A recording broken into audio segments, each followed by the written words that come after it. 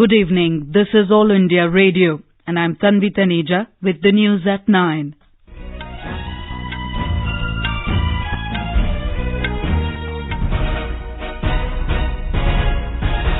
The headlines. PMO reviews pollution situation in NCR and parts of North India. Chief Secretaries of Delhi, Punjab and Haryana asked to monitor situation on a 24/7 basis. Odd-even scheme to be implemented in the national capital from tomorrow. India and ASEAN to jointly combat terrorism in the Indo-Pacific region. Prime Minister Narendra Modi holds meetings with ASEAN leaders in Bangkok to boost trade and connectivity. South Asia, led by India, becoming center of global growth, says the IMF. First ever India-Uzbekistan Joint military exercise, Dostalik 2019, begins at Chirchiq near Tashkent tomorrow. At least 14 people killed and 47 injured in a bus accident at Sindhupal chowk in Nepal. And in cricket, India set a target of 149 runs for Bangladesh in the first T20 International in New Delhi.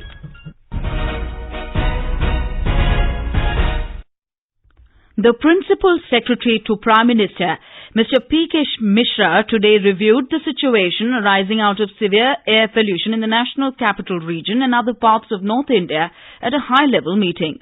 Senior officials from the states of Punjab, Haryana and Delhi joined the meeting through video conferencing.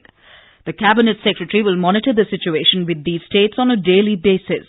Chief Secretaries of these states have been asked to monitor the situation in various districts of their respective states on a 24/7 basis. Our correspondent reports that around 300 teams are in the field in Delhi to reduce air pollution. Necessary machinery for this work has been distributed in the states. The main focus is on 7 industrial clusters and major traffic corridors in the NCR. The centre is keeping a close watch on polluting units and burning of wastes besides construction activities. Meanwhile, the air quality in the Delhi NCR region remains in severe category. Talking to All India Radio, Director General of India Meteorological Department, Dr. Kuldeep Srivastava said, due to rainfall, moderate fog shrouded the Delhi NCR region today. कल Delhi NCR में शाम को हल्की फुल्की बूंदाबांदी और rainfall हुई है। इसके चलते अब जो एटमॉस्फेयर है मॉइस्चर लेवल बढ़ गया था, तो इसकी वजह से जो पॉल्यूटेंट है वो एक साथ स्टिक हो गए और दिल्ली एनसीआर में एक्युमुलेट हुए। 6 और 7 तारीख में वेस्टर्न डिस्टर्बेंस प्लेन्स को इफेक्ट करेगा, तो 7 तारीख में रेनफॉल हो सकती है, तब एयर क्वालिटी बेटर होने की ज्यादा संभावना है। 37 flights were diverted to other airports from Delhi as pollution caused major disruption due to the smog at the airport. The odd-even scheme to combat air pollution will be implemented in the national capital from tomorrow. The 12-day scheme will continue till 15th of this month. Under this scheme, the vehicles with odd last-digit registration number will be allowed to ply on roads on odd dates, and those with even last digit will ply on even dates. The scheme will be applicable from 8 a.m. to 8 p.m. except on Sundays. Violating the rule will incur a fine of 4,000 rupees. Privately owned CNG vehicles will not be exempted this time. The scheme restrictions will also not be applicable on two-wheelers, vehicles being used for medical emergencies, for women, and vehicles carrying school children. The Delhi government has issued a health advisory asking people to avoid outdoor physical activities, especially during morning and late evening hours. A thick blanket of smog has engulfed Punjab today. The state is experiencing the worst ever smog post-paddy season. The high particulate matter in the air has further aggravated the situation. Punjab Chief Minister Captain Amrinder Singh today said that action has been initiated against over 2,900 farmers so far in the stubble burning cases reported till November 1st in the state. The Haryana government has directed all the deputy commissioners, district education officers and the district elementary education office to ensure the compliance of the directions of the Central Pollution Control Board in letter and spirit. India and ASEAN have decided to jointly combat terrorism in the Indo-Pacific region. Talking to newspersons in Bangkok, Secretary East in the Ministry of External Affairs, Vijay Singh Thakur, said that Prime Minister Narendra Modi raised the terrorism issue in the India-ASEAN summit today. Prime Minister spoke about terrorism and the threat that it poses to international peace and security, and similarly the ASEAN leaders also spoke about the importance of working together to defeat terrorism. Ms. Thakur said that Mr. Modi met Prime Minister of Thailand, Prayut Chan-o-cha, and President of Indonesia, Joko Widodo. She said that India and Thailand agreed to explore opportunities for cooperation in defence industry sector. Both the leaders also discussed ways to enhance connectivity between the two countries in the areas of physical and digital connectivity. They welcomed the start of a direct flight between Bangkok and Guwahati. Ms. Thakur further said that Mr. Modi highlighted the need for greater market access for Indian commodities, including pharmaceuticals, automotive and agricultural products in Indonesia. The Prime Minister invited Indonesian companies to invest in India. The Prime Minister also met State Councillor of Myanmar, Aung San Suu Kyi, later in the day. He emphasized the priority India attaches to Myanmar as a partner at the crossroads of India's Look East policy and the Neighbourhood First policy. Towards this end, he emphasized India's continuing commitment to improve physical connectivity to and through Myanmar to Southeast Asia. He said India would also continue to strongly support the expansion of capacity for Myanmar's police, military and civil servants.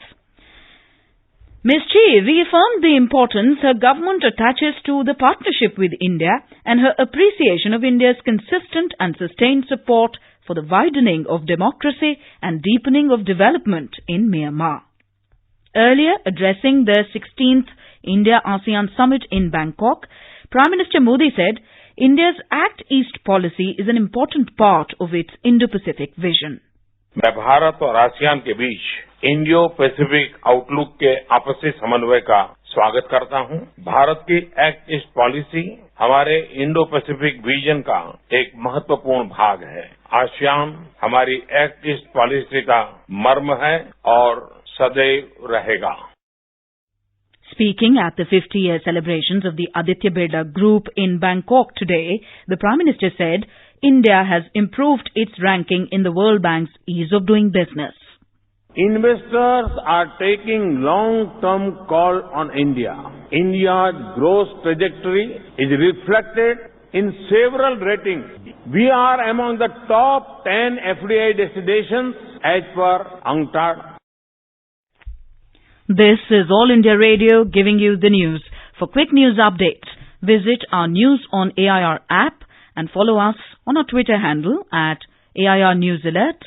You can also visit our website www.newsonair.com.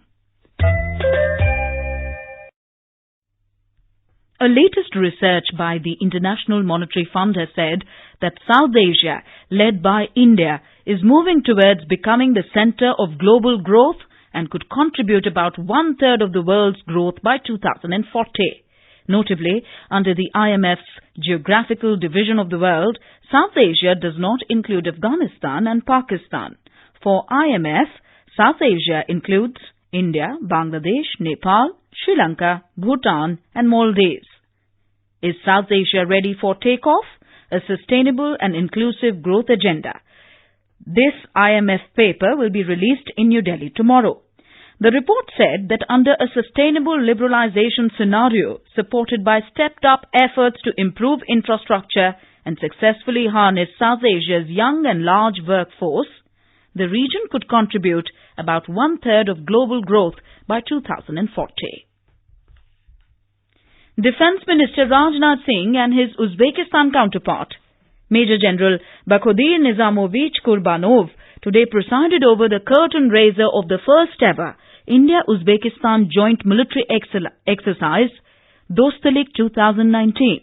The joint exercise focused on counter-terrorism starts tomorrow and will continue till November 13th at the Chirchiq training area near Tashkent. In the exercise, an Indian Army contingent will train along with the Uzbekistan Army. Following the meeting of the two leaders, India and Uzbekistan concluded an MOU on cooperation in the field of military medicine, between the armed forces of the two countries. Both the countries also signed 3 MOUs to enhance cooperation in military medicine and military education. The Defence Minister is in Uzbekistan on a 3-day visit since yesterday. This is the first visit by an Indian Defence Minister to Uzbekistan in about 15 years. In Nepal, at least 14 persons, including 8 women and 2 children, died after a bus plunged into a river in Sindhupal, Chowk district.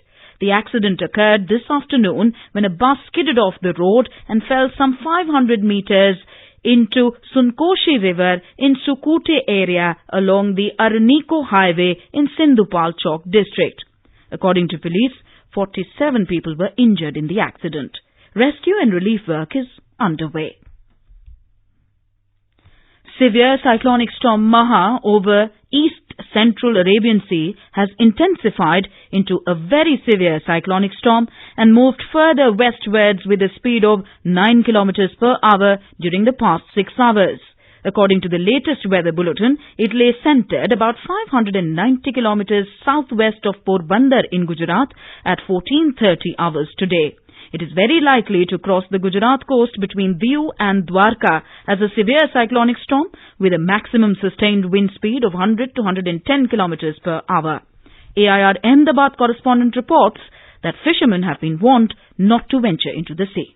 According to latest bulletin of Weather Office, the cyclonic storm Maha is likely to hit Saurashtra coast between Diu and Dwarka between 5th midnight to early morning of 6th November. Chief Minister Vijay Rupani has said that state government is fully prepared for cyclonic storm Maha. Fishermen have been warned not to venture the sea till 6th November and fishermen out in the sea have been advised to return to the coast. Yogesh Pandya, AIR News, Ahmedabad. The News Services Division of All India Radio, in its weekly bilingual live phone-in program Public Speak tomorrow, will bring you a discussion on Ek Bharat, Shreshth Bharat. This can be heard on the FM Gold channel and additional frequencies from 9:30 p.m. Listeners can ask questions to the experts sitting in our studio on the toll-free telephone number 1800-115767. You can also ask questions on telephone number 011-2331-4444 and post queries on our Twitter handle at AIR News Alerts by hashtag AskAIR. This program is also available on Doordarshan DTH. The first session of new Assembly of Haryana will start tomorrow. The session is likely to be 3 days long. The election of the Assembly Speaker will also take place tomorrow. Chief Justice of India Ranjan Gogoi today said the final draft of the National Register of Citizens NRC in Assam was not the document of the moment but a base for the future. Speaking at the launch of the book Post-Colonial Assam, Justice Gogoi said there was an urgent need to ascertain with some degree of certainty the number of illegal migrants, which is what the current exercise of NRC had attempted, nothing more, nothing less. On to cricket. India has set a target of 149 runs for Bangladesh in the first T20 of the 3-match series underway at the Arun Jaitley Stadium in New Delhi. In reply, the visitors were 41 for 1 in 5.4 overs when reports last came in. Batting first, hosts made 148 for the loss of 6 wickets in the stipulated 20 overs. And now, before we end the bulletin, the headlines once again. PMO reviews pollution situation in NCR and parts of North India. Chief Secretaries of Delhi, Punjab and Haryana asked to monitor situation on a 24/7 basis.